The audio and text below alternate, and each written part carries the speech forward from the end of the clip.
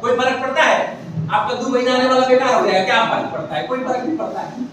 तो एक बार यही सोच के आप मार्केट में आ जाओ, लेकिन ये 2 महीना में आपकी जिंदगी बन जाएगी। तो सेम वही फर्क पड़ेगा जो मरा हुआ मुर्गे को 4 लाख मारने के बाद वो खड़ा हो गया और बोलेगा भाई जिंदा हूं भगवान, तब फर्क पड़ेगा। तो फर्क तभी पड़ता है जब आप कामयाब हो जाते हो, और एक कामयाबी आपके अंदर आएगी। अभी हमारा बहुत बड़ा प्रोग्राम होने वाला है, ट्रेन द ट्रेनर। ये तो नॉर्मल सिस्टम मीटिंग था।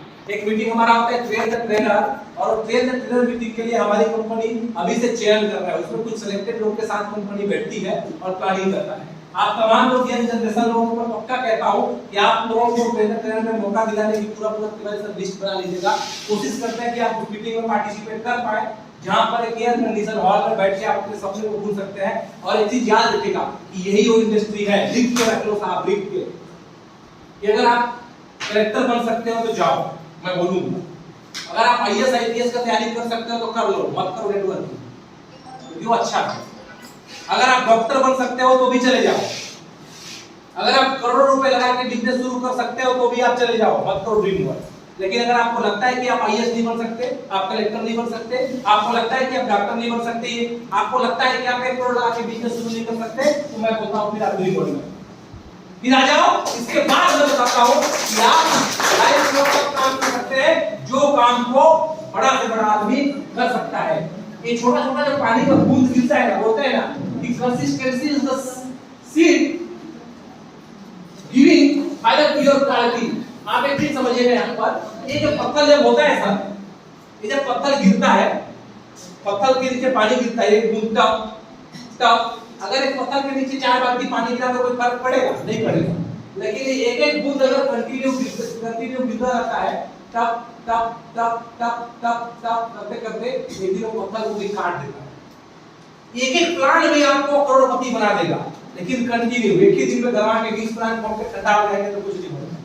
कंटिन्यूटी रहेगा तो आप ऑटोमेटिकली काम करके आगे बढ़ जाएंगे। और एक चीज पर जाते जाते एक चीज याद रखिएगा कि आज जिस जगह पर आप हैं, जिस जगह पर आप हैं, आप जहां से काम कर रहे हैं, जिस जगह से आप अपने बिजनेस को शुरू किए हैं, एक चीज का आप त्याग कर दीजिए इस बिजनेस में काम करने के।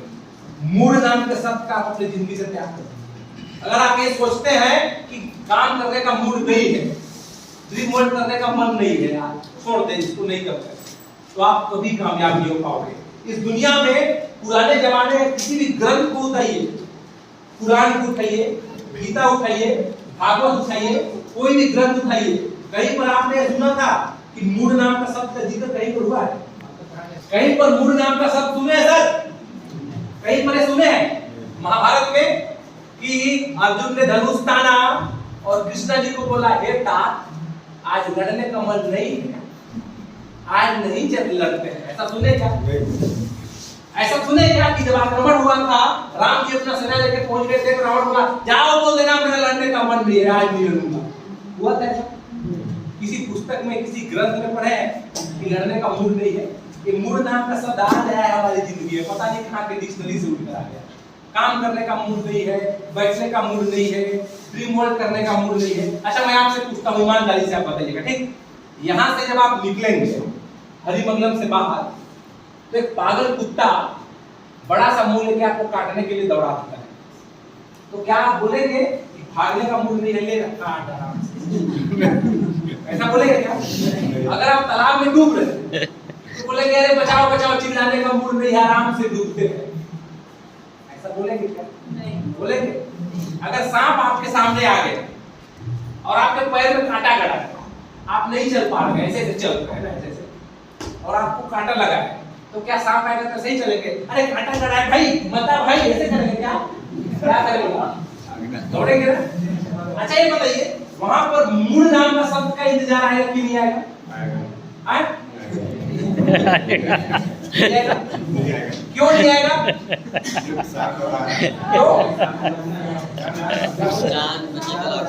जान पर जब बात आती है तो मूड नाम का शब्द नहीं आता है। उसी तरीके से 400 रुपए के लिए रिमोट कर रहे हो, मैं लिख के दे रहा हूं कि मूड नहीं करेगा।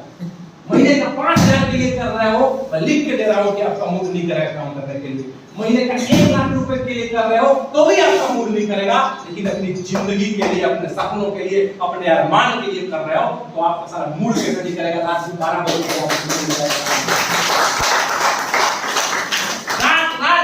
बात करता हूँ जर्नी में, कल रात को 1 बजे मेरे से बात किए, बोले सर 4 एक छूट गया, ग्रीन नहीं हो पाया है। बोला कहाँ है सर? बोले बस जर्नी में लगा हुआ हूँ सर।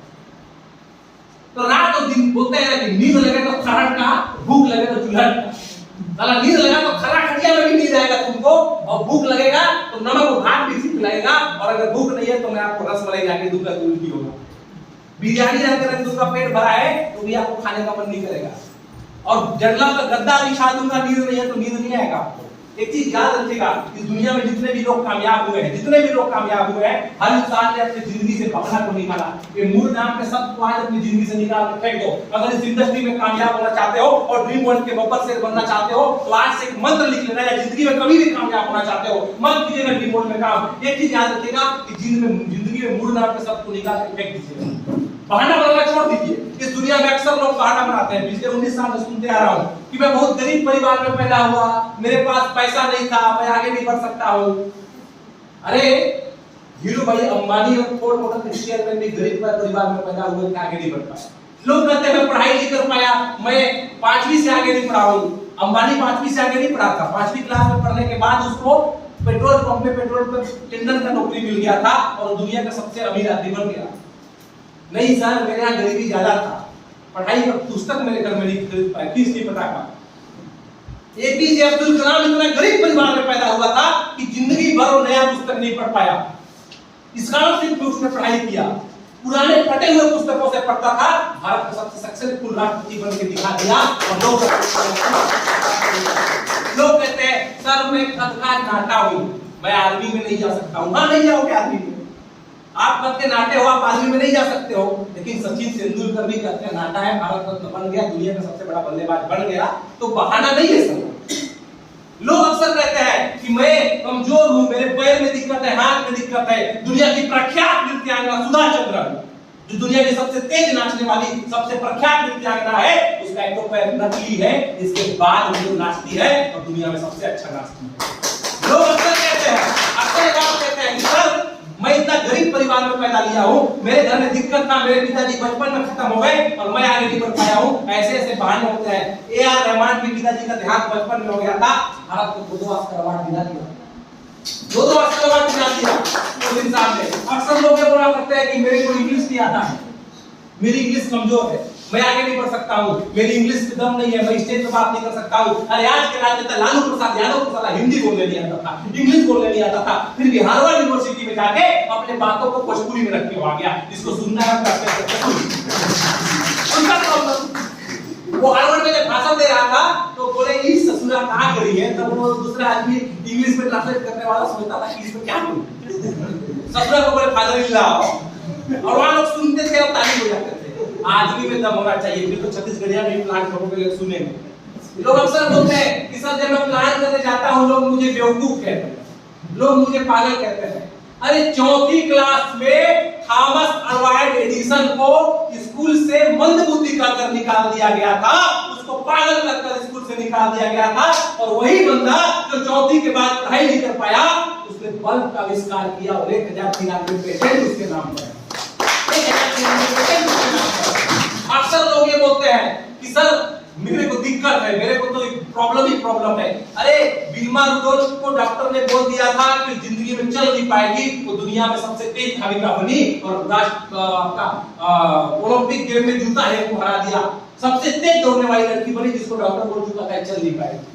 अक्सर लोग बोलते हैं सर मैं जब लोगों के पास प्लान करने जाता हूं तो लोग मेरी बातों को नहीं सुनते हैं। अरे आपको क्या लगता है जीरोक्स का फोटोकॉपी मशीन बनाया था उसने, तब वो ऑफिस में जाता था और लोगों को बोलता था कि एक मशीन बनाया हूं मैं जिसमें कागज ऊपर रखोगे और नीचे से वैसे ही कागज का फोटोकॉपी निकल जाएगा।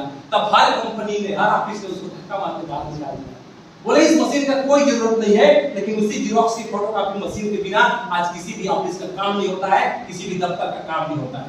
अक्सर लोग बोला करते हैं, अक्सर लोग बोला करते हैं कि सर मैं जिस कंपनी में काम किया वो कंपनी बंद हो गई, वो कंपनी दिवालिया हो गई, मैं अब काम नहीं करना चाहता हूं। जिस पेप्सी कोला कंपनी को आप बड़े चाव से पीते हो भी 2 बार दिवालिया हो चुका है, आपसे प्रोडक्ट बंद कर दो। 2 बार दिवालिया हो चुका है पेप्सी कोला, जिसके बाद भी मार्केट में खड़ा है, काम कर रहा है। अक्सर लोगों के मन में बहाना आता है कि सर कितनी बार काम करूं, इतना काम कर चुका हूँ, इतना काम कर चुका हूँ, इतने बार फ्लॉप हो चुका हूँ कि अब काम करने की हिम्मत नहीं होती है। अरे अब्राहम लिंकन का एग्जाम याद करो, एग्जांपल। अब्राहम लिंकन 14 बार चुनाव हारा, 14 बार चुनाव हारने के बाद 15वें बार में अमेरिका का सबसे सफल राष्ट्रपति बन गया। अगर वो 11वें बार में रुक गया होता तो, अगर वो 12वें बार में रुक गया होता तो आज दुनिया का सबसे हारा हुआ इंसान के नाम की उसकी गिनती होती और उसका नाम ना मैं लेता है, अपना नाम सुनते। लेकिन उसने 14 बार अपना साहस दिखाया और आखिरी में साबित कर दिया कि I am the winner, I am the top of the world. अक्सर लोगों के दिमाग में बात सुनते आ रहा हूं, अक्सर राष्ट्रपति रूजवेल्ट के दोनों पैर नकली हैं, इसके बाद भी वो देश चला रहा है। बिल्बा रूजवेल्ट को पोलियो था, इसके बाद भी वो दुनिया की सबसे तेज धाविका बनी। मिल्खा सिंह को भी दिक्कत था, इसके बाद भी उसको तेज धाविका बनने का अधिकार बनाया। आज फोर्ड मोटर का चेयरमैन हेनरी फोर्ड 5वीं के बाद पढ़ नहीं पाया, फिर भी दुनिया की सबसे बड़ी कार निर्माता कंपनी का मालिक है। हीरो अंबानी पेट्रोल पंप का टेंडर था, फिर भी दुनिया का सबसे अमीर आदमी बनने की श्रेणी में वो आया। क्या बहाना बनाओगे आप? अक्सर लोगों का बहाना सुनते आ रही, गरीबी, तकलीफ, दिक्कत। लोग बोलते हैं मेरे पास बाइक नहीं है, मैं नेटवर्क मार्केटिंग नहीं कर सकता, मेरे पास स्कूटी नहीं है, मैं काम नहीं कर सकता। अरे निरमा बेचने वाले करसन भाई पटेल 60 साल की उम्र तक साइकिल में घूम रहे हैं, आज अरबपति इंसान। कैसे आप बोल सकते हो कि बाइक? अरे सुबोध राय सहारा साइकिल में घूम के ब्रेड बेचता था, स्कूटर में घूम के ब्रेड बेचता था, आज सहारा सिटी का मालिक बन के बैठा हुआ है। दुनिया में जितना एग्जांपल आप दोगे, वहां की बात छोड़ो, अंबिकापुर में चलता है ट्रेवल्स के मालिक निकेश तिवारी, जो आज महामाया बिहार के मालिक है। वो एक जमाने में बस स्टैंड में कंडक्टर करके लाल बहादुर सिंह स्वर्गीय जो मर गया, जिसके नाम से आज उतना बड़ा टेंडर चलता था, वो भी एक जमाने में बस का एजेंटी किया करते थे। अरे अभी की बात मैं बता दूं, कुछ दिन पहले एक शख्स से मैं मिला, वो बोले आज से 35-40 साल पहले मैं गढ़वा से आया था, उस समय मेरे पास बस का किराया नहीं था। दुर्गा बस में जब मैं बैठ के आया था, बोले उस समय बस का मेरे पास किराया नहीं था। और जब मैं बस में बैठा तो बोले किराया दो, तो मैं बोला नहीं है, कुछ पैसा है। और मेरा उम्र था उस समय 16 साल। तो उस समय मालिक लोग भी बस में चलते थे, क्योंकि बस इक्का दुक्का ही चलता था उस समय। तो मालिक बैठा था, सवारी कम था, तो कहा बोल दिया कंडक्टर को, सुनना बैठे थे, सवारी भी नहीं, आ जाओ बैठो। बोले कहां जा रहे हो? काम खोजने जा रहा हूं अंबिकापुर। काम खोजने अंबिकापुर आया। रात को जब बस अंबिकापुर पहुंचा, तब रात को जब वो पहुंचा तो खाने को लिए कहां जाएगा बाहर में, तो बोले कहां जाओगे? बोले जा रहा हूं काम खोजने। बोले रात को मत जाओ, बताना किसी को बिहार में तो मारोगे, चुपचाप बस में सूझ जाओ, सुबह जाना काम खोजने। और सुबह वो बंदा गया आज से लगभग 38 साल पहले, और इसी अंबिकापुर के बस स्टैंड से काम शुरू किया, बस का एजेंटी का काम शुरू किया। आज 46 बस का मालिक है, समीम ट्रांसपोर्ट का मालिक सबू भाई। 46 बस का मालिक, 46 बस है उसके पास, 46 बस। सारा जिंदगी तो ऐसे बनता है यार। जहां से देखोगे, इस देश से आप रहने वाले हो जहां पेट्रोल पंप का टेंडर दुनिया का सबसे अमीर आदमी बन सकता है, जहां साइकिल दुकान में काम करने वाला आदमी दुनिया का सबसे बड़ा बेस्ट बाइक का निर्माता बन सकता है, जहां ब्रेड बेचने वाला सुबोध राय सहारा बन सकता है, उस देश के रहने वाले हो जहां एक नॉर्मल सा आदमी अपनी जिंदगी को बना सकता है। आप उस देश के रहने वाले हो जहां चाय बेचने वाला सारा प्रधानमंत्री बन सकता है, तो आप जिंदगी को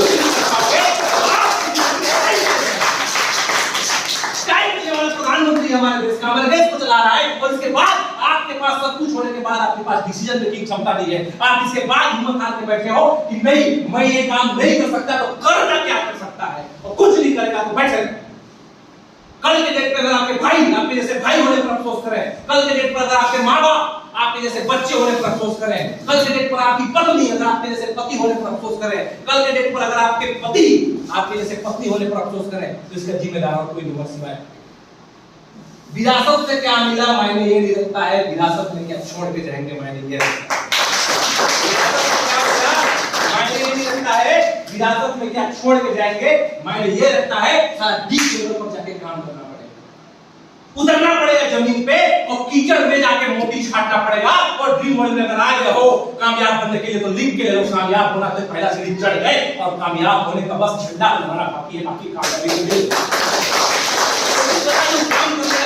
लेवल क्या होता है। कुछ लोग ऐसे जो होते हैं ना कि मेरा एक लेवल है, मैं काम नहीं करूंगा, मैं तो बड़ा आदमी हूं। कई लोग का एक छोटा सा प्रोफेशनल बात करूंगा, मान लीजिए आप यहां से बाहर